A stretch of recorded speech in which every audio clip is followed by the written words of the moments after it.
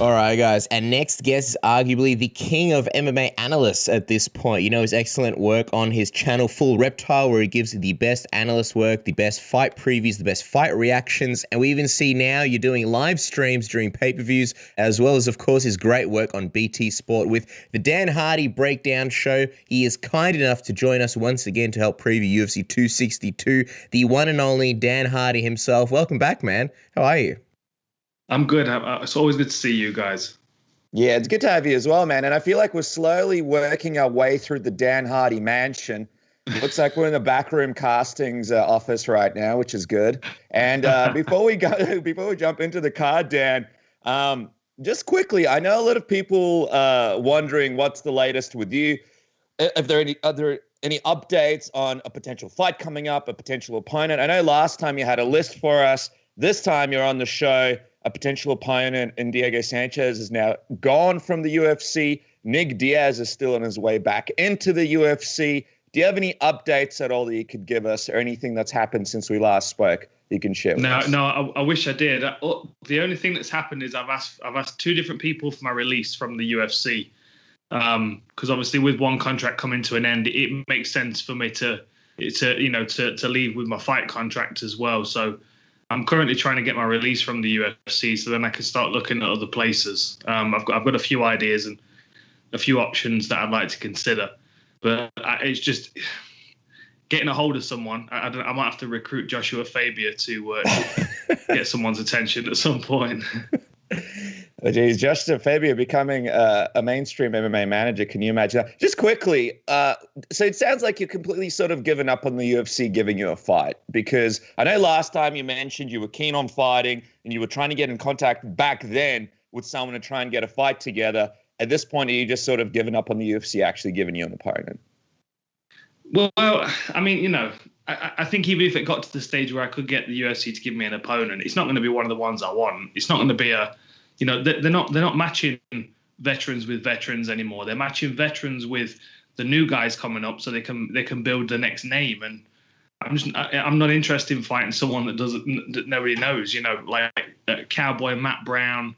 They would never in a million years give me the Nick Diaz fight. They'll use Nick Diaz to build somebody else up, and I just don't want to be in that situation. Plus, my fight contract is what, 8 years old, so you can imagine the numbers on it. It's $500 to appear, $500 to win, right? You have to pay for your accommodation. At the end, you owe them $10,000. That's it. And somehow I end up owing them money. I never figured out how it works. Okay. So when you look at the land and I guess, the scene outside of the UFC, is there anyone that kind of gets you particularly interested, or is it the promotion specifically that you're interested in, that you're looking at? No, nowhere in particular. I mean, I'd love to fight in Japan. I've always been a big fan of Japan. Rising, one championship, but doing amazing things. I actually think that'd be a great place for Diego to go. They've got Shinya Aoki floating around there that's had 47 wins on his record. I'd like to see Diego against Aoki. That'd be an interesting one. But I'm just as soon as that UFC door closed, so many other doors opened. And different options, not even just MMA. I've got other things I would consider as well. And it's the world's much bigger than I actually realised, I think. So now I've started looking at these other organisations and different weight classes as well. I mean, I could jump into some of these at middleweight and light heavyweight and fancy my chances. Ooh. We'll see what happens. Nice. Well, you mentioned Diego. Is that someone that you would be interested in now that I guess both of you guys would be outside of the promotion? I don't know what's going on with Diego. I've actually been chatting back and forth with him a little bit on a private messenger, or rather, I assume it's him. I don't actually know whether it is or not. But I've not really got any interest in fighting Diego. I don't really think anybody should have a great deal of interest in fighting Diego. I think him and Cowboy would have been the ideal fight for both of them to hang the gloves up, and it's a shame that didn't happen. But I don't know. I think Diego's in such a stark place in his life right now that any further punches from someone like me is only going to exasperate the situation. I think he needs to get his head right first. Just out of curiosity, when you guys are chatting sort of through DMs, like what is the general context? Who contacted who? Well, he started tagging me in his stories. I'm not exactly sure what the thought process behind that was. But I've just been asking him, we've just been kind of going back and forth. I've asked him a couple of questions about things that I've seen them doing. I mean, obviously this hanging upside down, getting slapped around the head thing's been doing its rounds on the internet. And I asked him, what that was about. And his whole thing is that, everything's being taken out of context and the narrative's being pushed. So I tried to explain to him that, by filming these things, you're only supporting that narrative anyway. And maybe the rest of the MMA world is actually seeing something that's correct instead of, they're being told a story. He seemed a little bit lost to me, and I think it's a codependent relationship. I think they're both a bit lost, and I think they're leaning heavily on one another, and they feel like the world's against them now. And I think paranoia is circling, and I don't think it's good for either of them. And the MMA world being on top of them is not helping. Yeah, it's hard to watch, especially a guy like Diego Sanchez, who I think all of us have such a soft spot for because he was there at the start. So you hate to see it finish like this, at least for now, and hopefully he can come back around and figure things out. Now, Dan, let's talk about UFC 262, though, because we have some fun fights coming up this weekend. And before we get stuck into Oliveira and Chandler, I got to find out, man, will you be doing a live stream for this weekend's UFC 262 card? Yeah, we will. Yeah, I'm looking forward to it. So it's a new show that we started up called The Ride Along. We'll probably be kicking off a couple of fights before the main card starts. There's some really good fights on this card. So I think we'll probably do 6 or 7 fights. But then, obviously there are other events going on here and there as well. So we'll try and pick up some of them at the same time. But yeah, it's a great show. I'm looking forward to doing the next one. We had such a laugh on the last one, but I need to try and sleep a bit more during the day because we're broadcasting at like 4 or 5 o'clock in the morning. Yeah. Is that why you're wearing the sunnies to hide the bags under the eyes? It's these lights, man. It's these lights. Yeah. After a few hours, I start getting headaches from them. So yeah. A few pairs of shades helps. People don't know this, but we've literally got like 2 massive lights beaming on our faces right now. So we feel you there.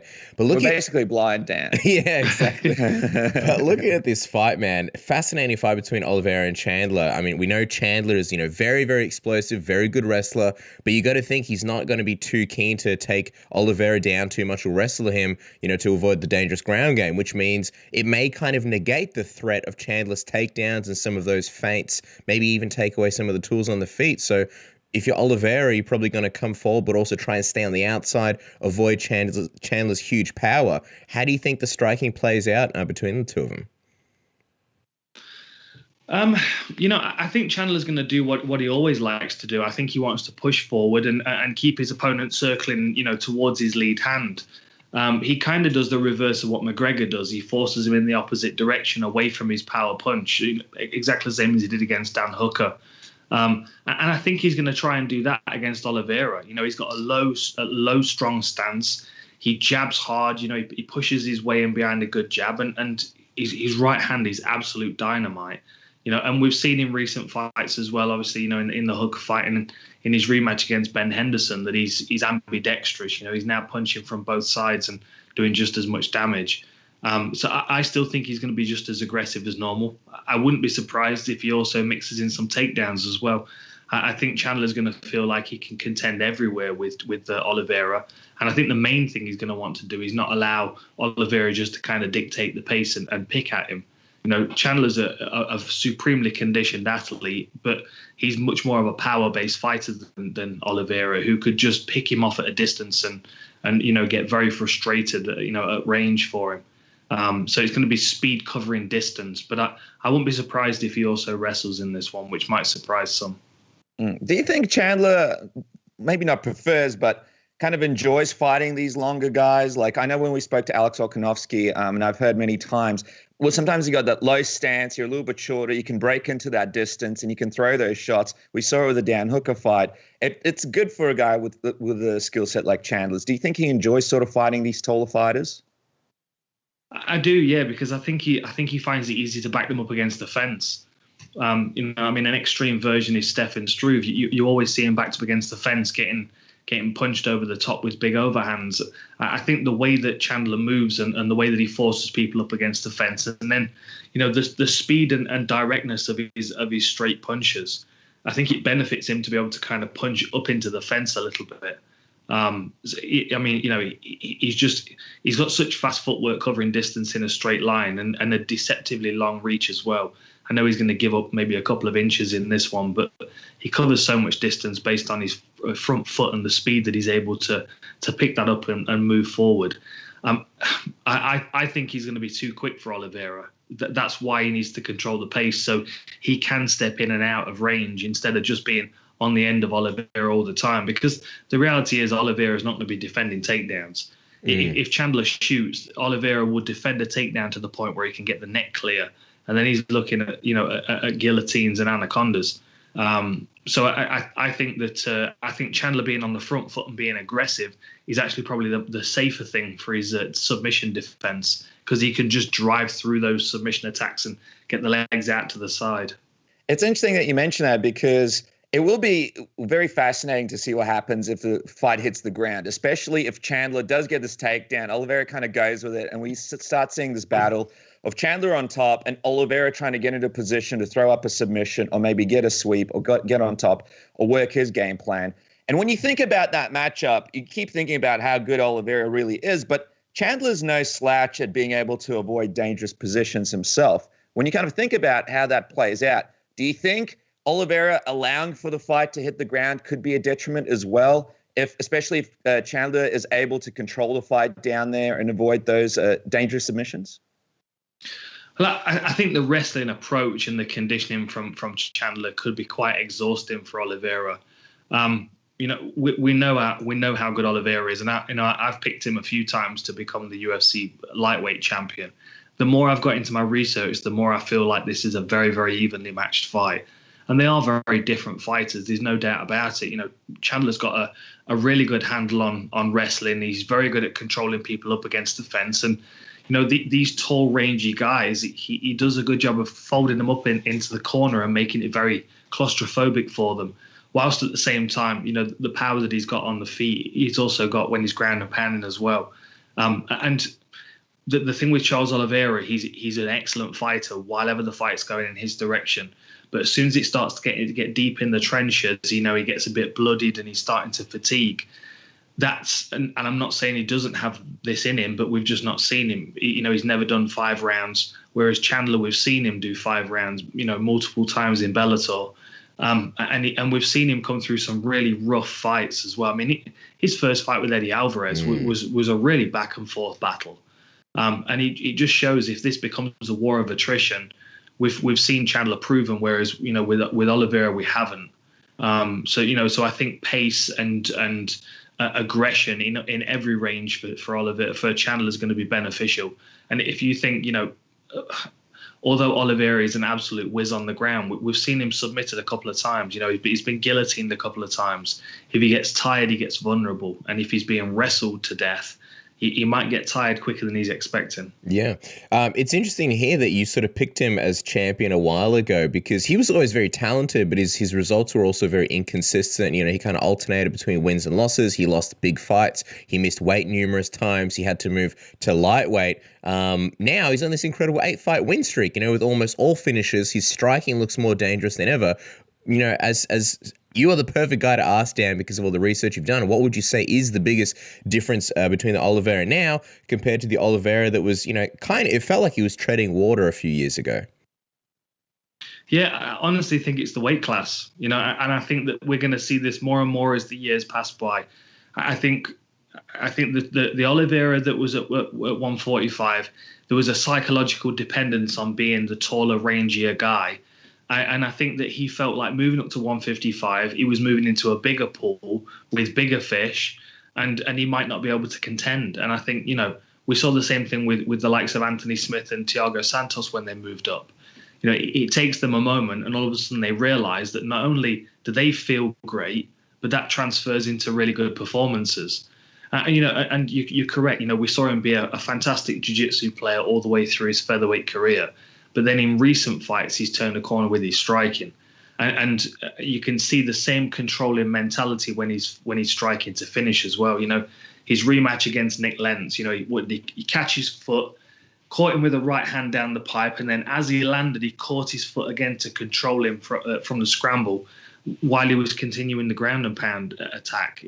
You know, I just think he's turned the corner both technically and psychologically. I think he believes in himself now.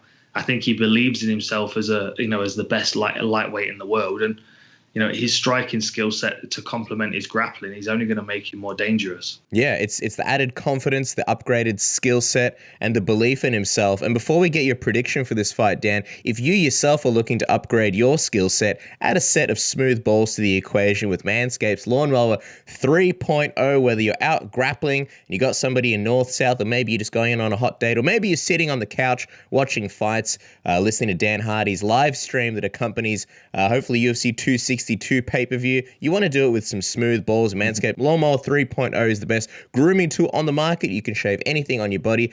7,000 RPM motor. You got the LED light, so you can do it in the dark. It's also waterproof to do it in the shower. And the good friends at Manscaped, they've got a lot of other products, all other colognes that will keep you smelling nice and fresh and groomed. And they're giving away 20% off with the code SUBMISSION to save you a couple of bucks during these trying times. Isn't that right, Dennis? That's right, man. They're the best. And Cass, I have a new sponsor alert. That's right, guys. New sponsor alert. Surfshark VPN is now working with Submission Ready to get you guys sorted down here in Australia and New Zealand or wherever you are around the world. Now, there's no secret, Cass.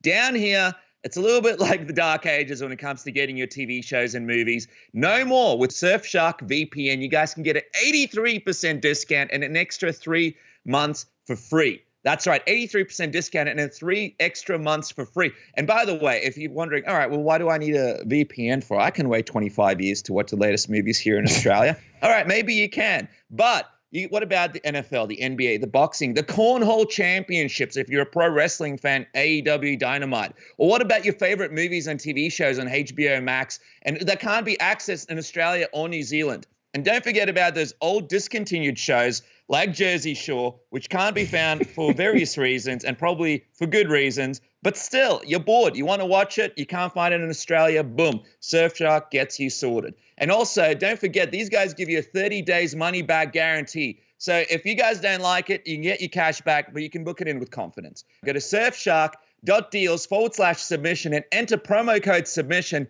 for the crazy 83% discount and 3 extra months for free. You guys will be sorted. And just quickly, Cass, a quick shout out to our friends at The Ridge. You guys can jump onto The Ridge right now. That's ridge.com/submission. Use the code word submission. Get 10% off and free worldwide shipping and returns on their amazing range of wallets, on their amazing range of bags. These guys have the best quality stuff, 40,000 5-star reviews on their wallets and a lifetime guarantee. Make sure you go to theridge.com/submission and use code word submission now.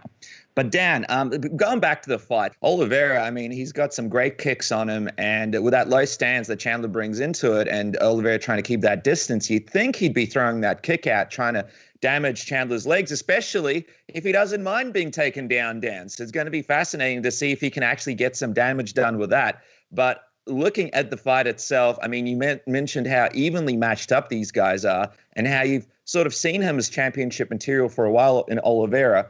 Who are you leaning towards winning this one? You know, if you'd have asked me maybe a week ago before I really got into my back catalogue of Chandler, I watched his whole Bellator back catalogue. If you'd have asked me a week ago, I'd have said I'd probably lean in, 65-70% towards Oliveira because I just see so many different ways for him to win. I've seen Chandler get tired. I've seen him get cut. I've seen him get knocked down in the first round against Pitbull. There are lots of ways I've seen Chandler vulnerable, and I can see ways in which Oliveira can find those ways into his game.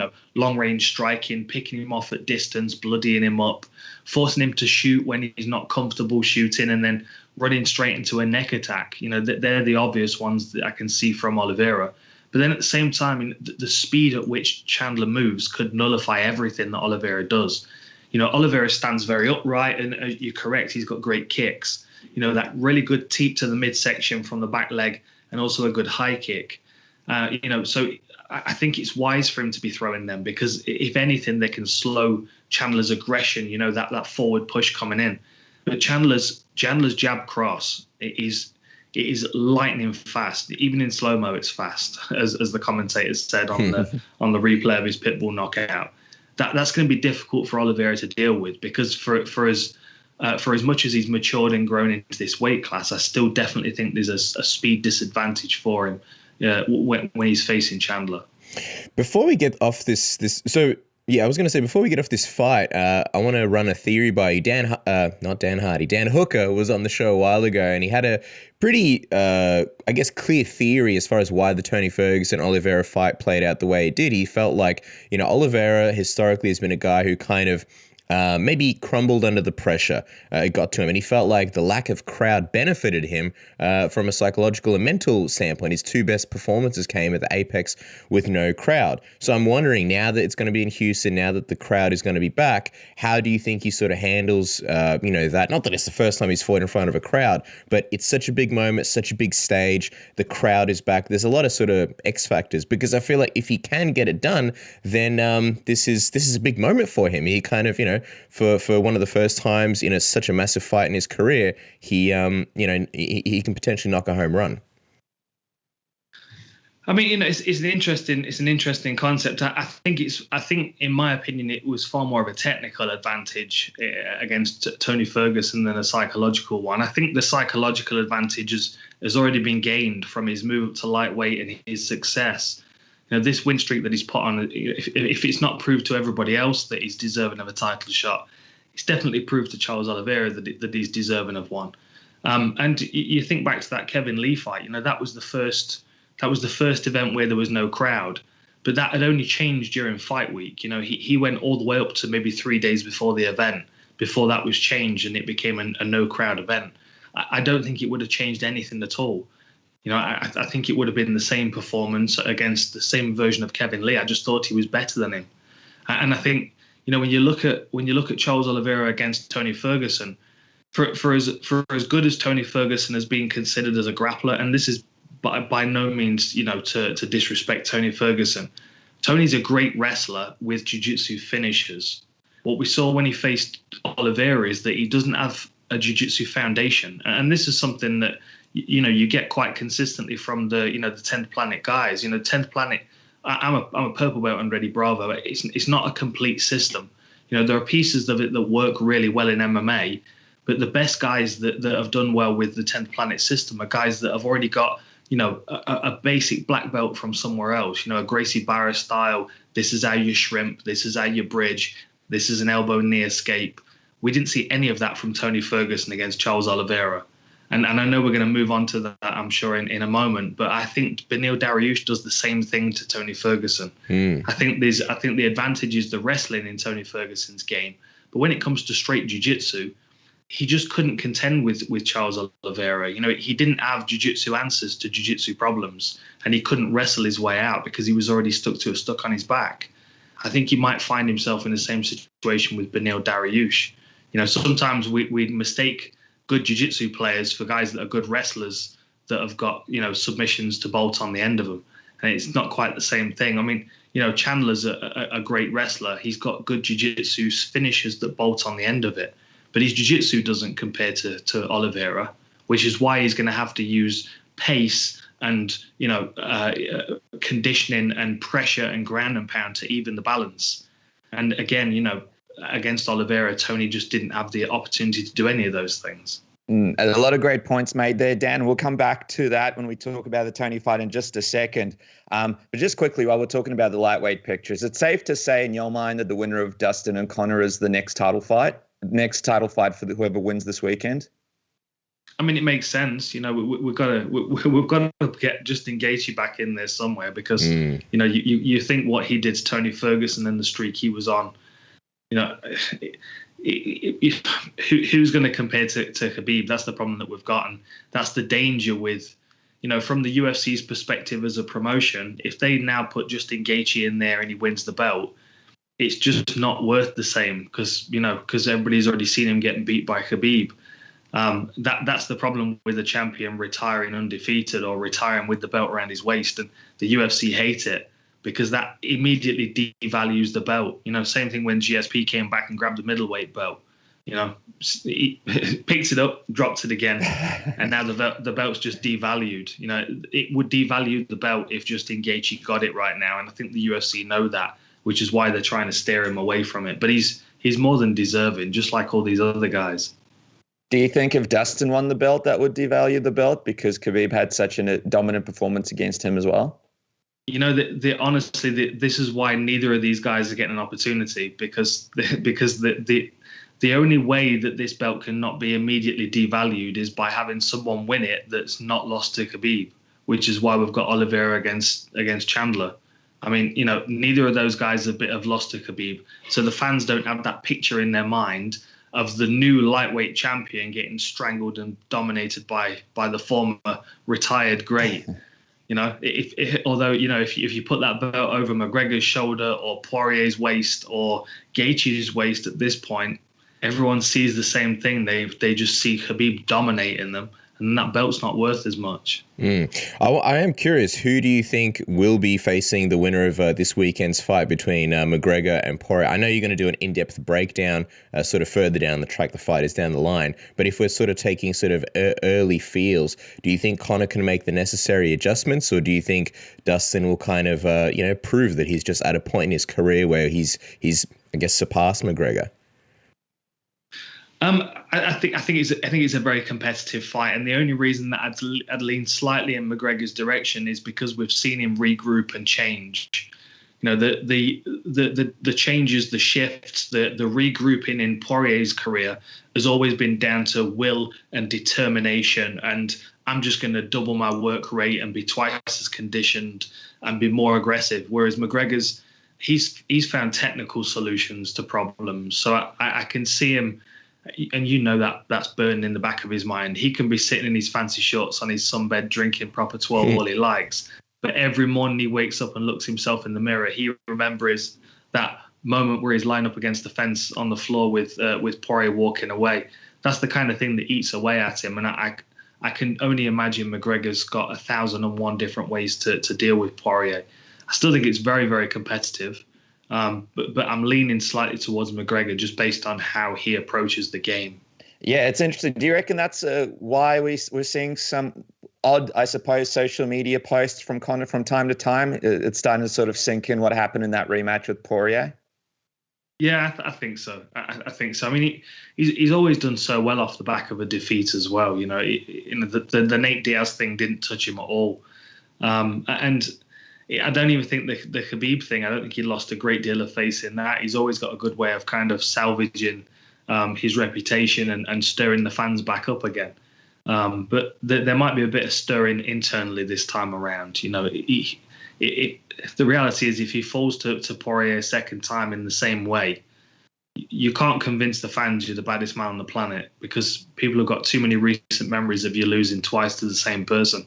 So there's a lot of weight on his shoulders coming into this one. It's same reason why we've not got the Nate Diaz rematch. Like they've got 1-on-1, but your lasting memory is McGregor getting his hand raised. There's a risk of him losing twice to that individual as well. So I think he's picking and choosing his opponents very wisely, and he's got big businesses riding on his reputation and on his brand. So he does need to consider to keep that intact a little bit, and getting knocked out again by Poirier's, he's not going to do him any favors, let's put it that way.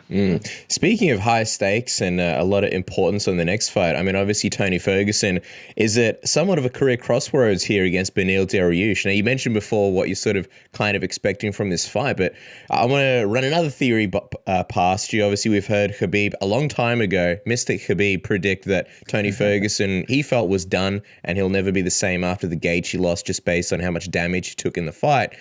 Mentally, knowing that he's on a two-fight skid, knowing there's a lot on the line as far as him remaining a future title contender. How do you think that plays on Tony's mind, and how much of a factor do you think it is in the fight, if at all? Something that's apparent with these guys, and Tony Ferguson's a perfect example of this, and Diego Sanchez is another excellent example of this. And And this is why, and just as an alternative example, this is why someone like Uriah Faber always stands out in my mind, because Uriah was already putting things in place for when he retired. He already had a plan. He knew what he was going to do. He was going to open a gym. He's going to do this. He's got several businesses going. Tony Ferguson, Diego Sanchez, they're all in. That's why we love them, because they're lunatics. They're all in. But there comes a point when you start, the wheels on your gears, the wheels on your machine start to grind a bit, and you start to slow down, and you've not got to that belt. And Tony's still carrying around that old belt. You can tell how much it means to him to have been almost a UFC champion. It burns him so much. And now there's this panic setting in that now he's got 2 losses in a row. He's slipping further away from the title. That pressure does weigh on his mind. And I don't think he's the same as Diego. I don't think he's in a space psychologically where he can deal with that very well. I think him going and training with Freddie Roach is a great idea, but I've trained with Freddie myself. I don't know how much one-on-one attention he's actually getting. Freddie's not spending hours and hours holding pads with him. That may look like it on the Countdown show, but I used to live around the corner from Wildcard. Trust me, I used to walk there most days. You don't get that much attention from Freddie, no matter what money you've got in your pocket. He picks and chooses who he works with. And there's very limited benefit from him working with Tony Ferguson. So I just don't know what we're going to see new from Tony. I see him hitting the bag and he's doing all kinds of weird elbows and Wing Chun stuff, and it's not even good Wing Chun. And this is where I start to worry about him, because he's facing someone named Beneil Dariush who's, he's training at a good gym. He's always turning corners technically. He's just as lethal and as unorthodox as Tony. He just doesn't have the same kind of risk, which means that he's not nearly as exciting for the fans in their mind. He doesn't get crazy and bloodied up. But look at that Drakkar close fight and that finish. Joe Rogan was out of his seat. I think people are massively underestimating Beneil Dariush based on who they think Tony Ferguson is now. And I don't think he's that person anymore. Yeah, I just want to go back to the thing that you said as well before when you were sort of talking about his jiu-jitsu and stuff like that. I remember when Tony, and by the way, Tony's such an exciting fighter, and we have so much respect for him. He comes on the show all the time, and we've got a great history with him as well, as do most fans. But I remember when Tony came on the show and mentioned to us that he had only trained like a few hours of jiu-jitsu leading into that Oliveira fight because of COVID in his training camp. And then we heard about all these issues that he was having with his training camp, where he was basically running his own training camp. Guys are getting fired from his corner. Guys weren't supposed to be here. Guys weren't supposed to be there. And I always got this feeling with Tony that all the Wing Chun stuff that he does, all the crazy flips, was just a cover-up to sort of get people away from what he was actually going to do in the fight. I feel like along the way, he didn't buy into some of the stuff that he was doing, but I feel like some of the structure and some of the basics and sort of more of the stable stuff that was going on in his game sort of disappeared. And he kind of believed a little bit more in some of the flash and the crazy magic tricks and went away from some of the stable stuff that sort of got him there in the first place. And I'm just wondering, I know you mentioned that Freddie isn't really going to be working one-on-one that much with him, but do you think there could be something from having an actual training camp and maybe some coaches, a wild card, and some other coaches that are keeping Tony honest, that could bring back some of that Tony that we've seen in the past? I mean, maybe. I don't mean to keep drawing similarities between him and Diego, but there are similarities in their game. They're both great grapplers. Wrestling base with good jiu-jitsu. Their striking's a bit unorthodox and a bit herky-jerky, but it works for them, and they make it work because they're tenacious. Tony Ferguson's got loads of good skills in his arsenal, but he can't fall into that same trap of being the just bleed guy. That's what happened with Diego. It was the crowd chanting his name and the expectation that he was going to be a whirling mess of elbows and it was going to be a bloodbath. And if Tony bought into that, then that's he's going to lose a bit of his game, because there are times when he needs to fall back on a basic game plan. We've been discussing it on the podcast the past few weeks, and it's kind of become a thing in itself. But everyone needs a Glover Teixeira game. What's Glover Teixeira? He's like 64. He's going in for the title shot. I love the guy. You know the reason why I love him is because everything he does is high percentage. Mm-hmm. There's no Superman punches and spinning elbows and stuff. He does good basics. If he gets caught in a bad position and he's been hit with a big shot, he's back to basics. Elbow knee escape, recover half guard, dig an underhook, scramble to my knees, take top position. Now they're tired. Now I take their back. That's the bit that some fighters they lack. They miss that. Like Tony Ferguson, instead of elbow knee bumping, he's going to try and bridge over the top and waste a whole bunch of energy. And against guys like Oliveira and against Beneil Dariush, you just can't do that. They've got such good jiu-jitsu basics. Their basics are based on stopping people doing all that crazy, the roid bridging that we see from guys that have got no basics. Like Tony Ferguson has got all the potential to be a great fighter and has had great fights in the past. He's still got the potential to be a champion, maybe should I say. He needs to be a little bit more strategic about the way he's going about things, though, and apply the skills that he's got in the correct way instead of just trying to be this crazy, El Kukui. People too often try and live up to the expectations of their nicknames and the fans' perception, and they do themselves a disservice. That's what's unusually satisfying about Kamaru Usman, is that he doesn't care what we think of him. He'll give you 30% and you'll like it. That's what he said after the Emil Mech fight. He goes in there to win.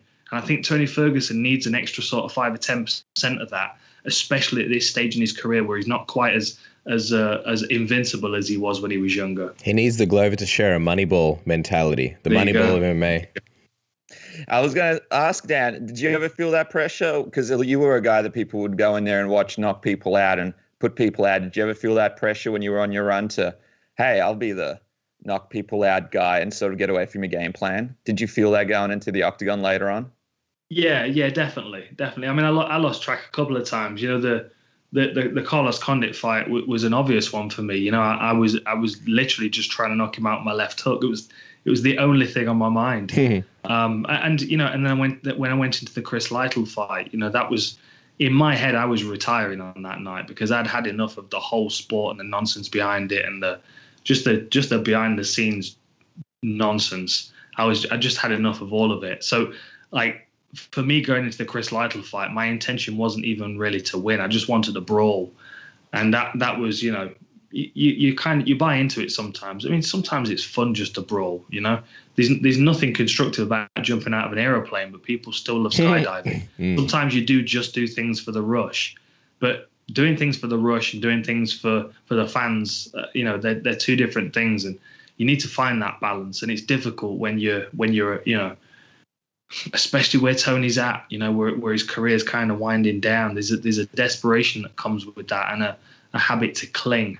And I just hate to see Tony, kind of doing a bit what Cowboy's doing, stepping in there against whoever, because that's what I do. I just take whoever, whatever fights are offered to me. You're always going to get used up and spat out in that way. And that's what's happening to these guys now. Well, we'll let you go in a second. This is the last one from me, but it just feels like there's a new era in the lightweight division. Oliveira and Chandler, two guys that maybe a year or two ago, if you said they would be fighting for a belt or one of them would be UFC champion, you would never believe anything like that. Guys like Khabib have retired. Guys like Tony are sort of, seemingly on the downswing. Maybe Conor, same thing. You wonder how much longer Dustin will be around for. And you got guys like, Beneil Dariush just further sort of pushing the narrative that it is a new era in the division. Just want to end on this one, Dan, with Beneil. I guess what scares you if you're a Tony fan is that in his last two fights, against Gage, he took a lot of damage on the feet, and then against Oliveira, he got dominated on the ground. And Beneil kind of has both tool sets. He can potentially dominate on the feet. He's got a lot of knockout power, but he's very, very good on the ground. Which one do you sort of see him leaning towards, and which one do you think is the bigger threat for Tony? Well, I mean, the biggest threat for Tony, I think, he's getting drowned again like he did in his Oliveira fight, because I think that would really be very frustrating for him, especially because he's not being allowed to express himself at all, and that's where a striking exchange with Beneil Dariush, although it's a coin toss for both guys, at least if you come out on the worst end, you've had the chance to roll your dice. If Dariush takes him down and completely drowns him with pressure again, we might see a very frustrated Tony Ferguson losing a very lopsided decision. But on the feet, what I found interesting in Dariush in the Countdown show is he talks about the fact that no matter what Tony does, he's got to duplicate it and triplicate it. He's got to give him more than what Tony's putting out, and he's got to be damaging, and that's something else that he said that stuck out to me. So I'm thinking low kicks, body shots, and elbows. I think we're going to see a lot of things from Dariush where he's trying to actually physically take the fight from Tony Ferguson and do as much damage as possible to slow him down. Because the one thing that won't break is Tony Ferguson's mind. You've got to slow his body down in order to encourage his mind that the fight's over and he can't win it anymore. But I'm fascinated by it, and I'm a big fan of Tony Ferguson as well. Anything I've said while we've been chatting today, I'm not meant it in disrespect at all, but I can be very objective sometimes, and it can seem a bit cold. But I like Tony, and I'd like him to get back on top. But I do think you're right. There's a shift in the lightweight division, just like there is at heavyweight at the moment. When you're seeing a whole new breed of guys coming through, the younger, lighter, faster guys that are very agile. Seeing the same thing at lightweight. Gregor Gillespie had a great fight this weekend as well. He's someone to watch out for. We've got Islam Makhachev. Everyone's avoiding him like he's got COVID. There's a lot of guys in this division. Especially Brock Lesnar. Oh yeah, especially they won't stand a chance. It's a great time to be an MMA fan, and I think the lightweight division's just as lively as it has always been. Even though the great Khabib has retired, I think he'll be missed, but I think he'll certainly be replaced in a number of months. All right, well, there you guys go. Move over Kevin Hart, because the real ride-along begins around 4 a.m. Dan Hardy's local time during UFC 262. And if you think some of these breakdowns have been entertaining, wait till you see Dan react to things live. It's almost like he'll be back on commentary. Make sure to check that out, of course. Follow the man on Twitter and Instagram, at Dan Hardy MMA, the YouTube Full Reptile, some of the best guys in the business. The Dan Hardy Breakdown Show on BT Sports, The War Room, and of course his book, Full Reptile, which you can actually pick up here in Australia, in New Zealand, and all over the world. A great, fantastic read, something really good to read through the winter here when you need a little bit of a pick-me-up or something to distract yourself. Dan Hardy, we appreciate you. Thank you so much for taking us into a new room in your house. We can't wait to see which room will be next. Yeah, well, I'll pick a new room for next time, guys. Nice. Always good talking to you. Thanks so much, Dan. Appreciate it, man. Bye.